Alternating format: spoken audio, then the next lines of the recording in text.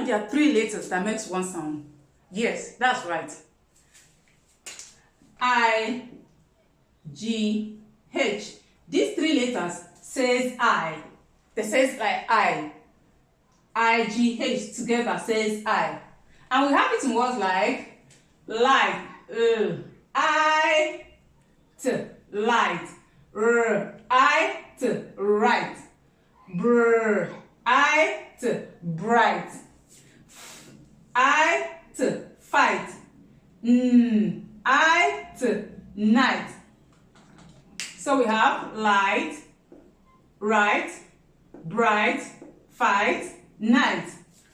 You see, reading is not as difficult as it seems. No, it's just about you getting the right person who knows the techniques, who knows the rules, who knows the sounds to teach you properly, and you're good to go. Yes, it's that easy.